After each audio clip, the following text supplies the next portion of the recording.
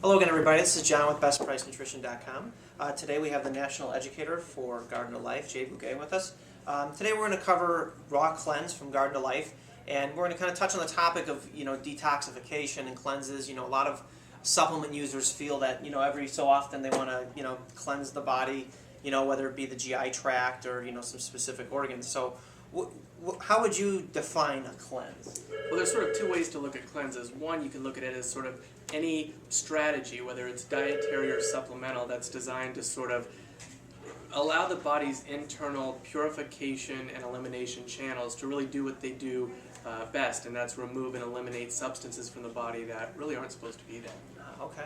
Now, who would be your typical person who could do a cleanse? Is this for anybody, or are there? Yeah, it's definitely for anybody. I mean, the more your toxic burden is, we live in a pretty toxic world. We all breathe air that's, pretty loaded with pollutants. We all eat food, unless we're eating pure organic, that has chemicals and pesticides and things. And it's a good idea for, I believe, everybody, even if you do live a pretty healthy lifestyle, to take 7 to 10 days just about every season or every quarter and allow the body to sort of regroup.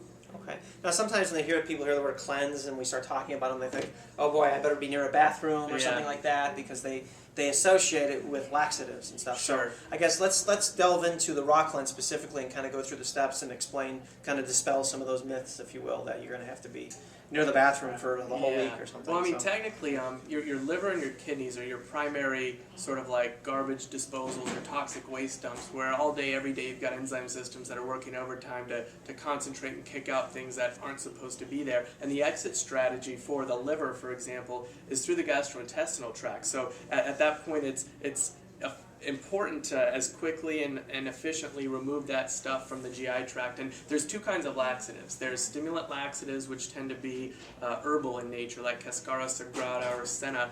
We avoided stimulant laxatives in this formula because we did want to remove the toxins, but we didn't want people to be running to the bathroom 5 times a day. So we're actually relying on a rice-bound whole food magnesium that it technically will have a laxative effect, reducing the transit time, but it's an osmotic or a water-based or a hydrating laxative effect, and you do that component at night, so it's generally pretty predictable. It works overnight, works first thing in the morning, and you fast forward to 2 o'clock the next afternoon, and usually you don't have sort of the cramping or the urges to kind of run to the bathroom. Okay, well that's good. Hopefully that dispels that. And you touched on the different type, the stimulant laxatives. You're talking about the ones that are going to increase peristalsis, and then that's where you're going to get your issues. Now, you touched on the liver and kidney. Liver taking care of all our fat-soluble waste. Kidneys taking care of the water-soluble.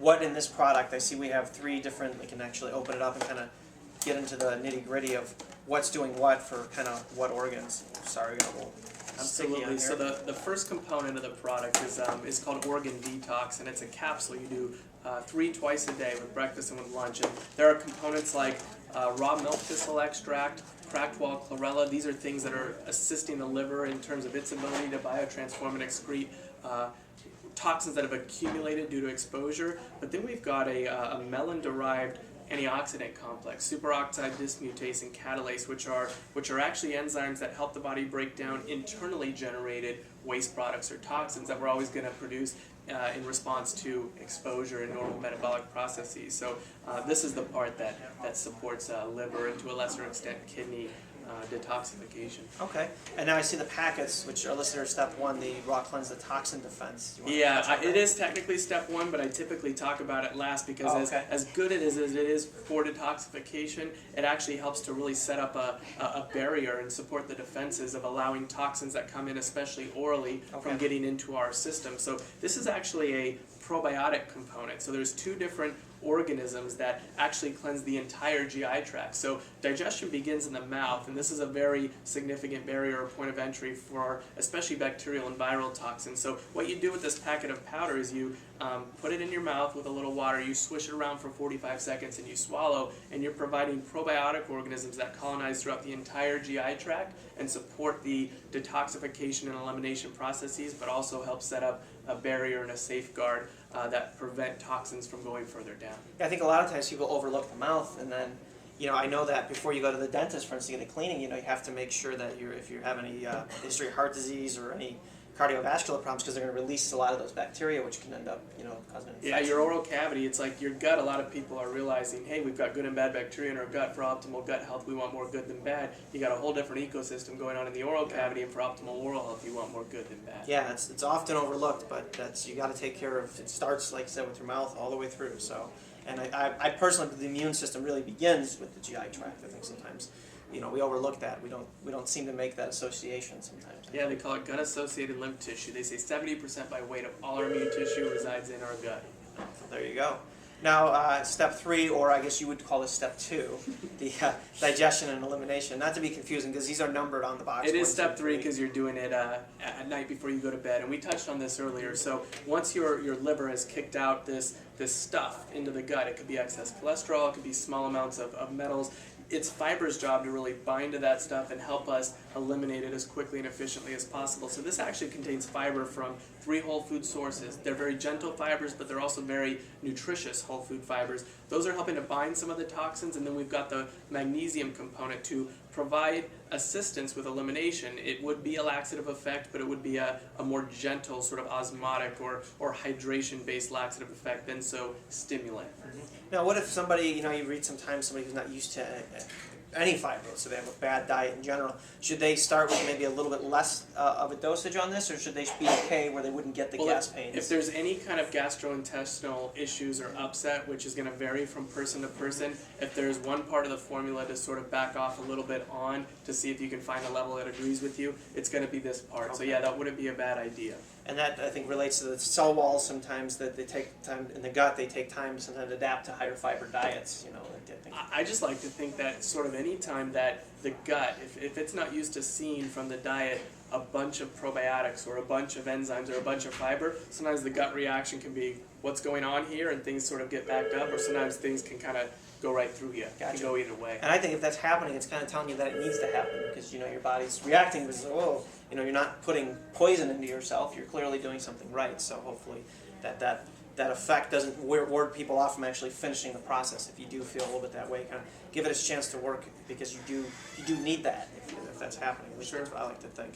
Now, another question we'll get with this is that, would this be considered a total body cleanse? I think that's such a ambiguous term. I'm not sure, what is that? Yeah, I mean, technically there's a lot of cleanses out there that are designed to cleanse multiple body symptoms, but from what I've really seen in terms of the ingredients, it's like, is that herb really helping to, or can you actually cleanse the skin using that amount and that form of that herb? So as far as a supplement goes, what we felt we could influence was primarily the liver, the kidneys, and the gastrointestinal tract, which you got to think your liver and your kidneys are those garbage disposals, toxic waste dumps that literally have all the enzyme systems that work overtime to really filter out all the blood that touches every tissue of the body 24 hours a day. Okay.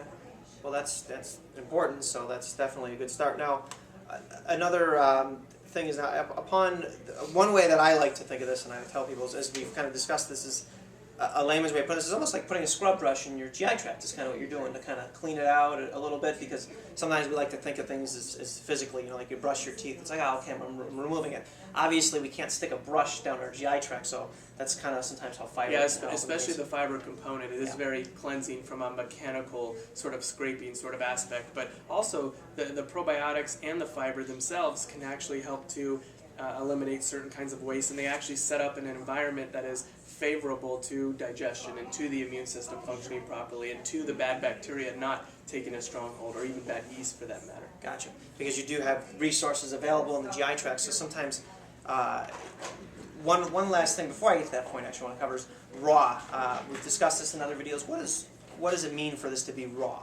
Well, I don't know the two words that probably fit together more beautifully than raw and cleanse. So if you think about all the cleansing protocols that people have done over the years, a lot of them revolve around raw foods. So consuming foods that are unprocessed and that haven't been heated, that are teeming with enzymes, are very cleansing for the body. It actually sort of takes some of the stress and minimizes the energy required for the gastrointestinal tract and some of your other internal organs to do what they normally do. That's part of what cleansing is about, is giving the body a chance to rest and sort of restore and regenerate. Gotcha. And because raw, for the enzymes especially, because what enzymes are very sensitive to heat, correct? Yeah, those are going to be the most heat-sensitive components or nutrients of any given food or supplement system. And raw is, not exposing those components to temperatures that would denature or change the structure of the most heat-sensitive component. Got it. Now, to follow up after you do a cleanse, I think sometimes people are like, well, what next? It doesn't mean, oh, I did a cleanse, so now I can revert back to some bad habits and start eating bad and doing all these things. And something you touched on was, you've cleaved the surface of your GI tract, so now you've got all of these resources primed and ready to go, and it's really up to you whether good or bad bacteria take over in your gut flora. So, personally, I always like to tell people, look, it's a really good idea to do this all the time. In fact, I rank it as one of my essential supplements, a multivitamin, essential fatty acid, probiotic, as things you should take. It's to follow up with a good, probiotic. How would you classify that, especially coming off of a cleanse for somebody? If there's two things you can do to follow up a good cleanse that you just did, whether it's 7 days, 10 days, or 14 days, and these are actually cleansing to the body day in and day out, is a probiotic, a supplement that provides all the good living organisms that your gut needs, not only for digestion but immune system function, keeping the bad organisms that create yucky compounds that you don't want in your body sort of at bay. And then secondly, a green food supplement, something that encompasses, wheatgrass and spirulina. Those are very cleansing, very high in chlorophyll, but also from a lifestyle standpoint, I want to encourage people to sort of examine, okay, we're trying to get toxins out, but how did they get in the first place? Am I eating food that has chemicals in it? Maybe try eating more organic. Am I using skincare products or household cleaners that have a lot of chemicals in it? Maybe I should try more natural products. And that's a way of sort of reducing your toxic burden in the first place, which is really at least more than half the battle. Sure, yeah. So sometimes it's, creating good habits, eating better, doing all these things. Now, it's really difficult sometimes to get all these foods in the raw form, so that's where supplements come into play. You could supplement the holes in your diet, and really, if you do the math on it, I think oftentimes you're going to end up saving more money in the long run with supplements as opposed to, obviously, you should always try and eat good, eat clean, but sometimes it's hard to get your hands on, raw milk or anything like that. Yeah, supplementation is always an extension of the diet. So it's food first, and supplements they're just that. They're supplements to the diet. And if you're having trouble getting the enzymes or the probiotics or the fiber or the greens from your diet, from the foods that you're eating, make every effort you can to get that. But if you need to do a supplement, we've developed products to help people in that area. The other thing I'll say is that when someone's looking to supplement a cleanse kit, I like to say, I liken it almost to exercise and dieting for losing weight. Like, I happen to think there are some really good cleansing strategies, dietarily speaking, whether it's a juice fast or whatever, that people can employ to cleanse the body effectively, and that's good. I also think doing a supplement kit in addition to what you normally are currently doing would be helpful and good, but the ideal thing would be to sort of, for 7 or 10 days, marry the two. So people can lose weight by eating better, people can lose weight by working out, but the ideal thing is to sort of marry the two and do both. Yeah, and a good thing to throw in as you brought that up is, a cleanse is not something that is like a long-term diet plan. These are meant for a short window of time, as you mentioned, maybe quarterly. You do it, it's kind of your restart button, if you will, if you're trying to maybe get over some bad habits, and then from there you continue on. So, so I wouldn't look at it as, oh, I'm going to lose a bunch of weight because I'm doing cleanses and stuff. It's a good jump start, and as it pertains to weight loss, a lot of the chemicals, I think it's 80-85% of them that we've been exposed to that have entered our food supply in our bodies over the last 20 years, a lot of them are fat soluble. So if we are embarking on a weight loss protocol or we're trying to lose weight, a lot of these toxins are stored in fat, so we're actually shedding not just weight or pounds or fat, we're shedding toxins. So doing cleanses periodically in addition to a diet is a good way of helping your body deal with some of that burden. Okay. And last thing, there's nothing gender specific about this product, right? It's a men, women, fine to take it. And one thing that oftentimes we run into is athletes too. This is really, really important. I think sometimes athletes think, I'll just get enough protein and I'll be good. You have to be able to absorb your protein, and being healthy equals being able to perform at your athletic peak and do all the things necessary, because your body can allocate resources towards other things like your athletic goals, especially if you're training hard and you're putting your body through those stresses. Make sure you've got you dot your I's, you cross your T's, you've got your health marks checked off. So totally. Yeah, a lot of your body's internal organs, like if they're not functioning optimally, if they're constantly hampered and burdened with, if they're bogged down, your liver produces a lot of hormones like IGF-1 and insulin, and not insulin, but IGF-1, that are important for your efforts. So you want to support the function of the body, for sure. The body works together. So Well, that being said, I think we did a good job here covering the raw cleanse. If you guys have any questions or comments, please go ahead and post them in the comments of the blog or in the video. Jay, thanks again for helping us out today. Thank you. Welcome.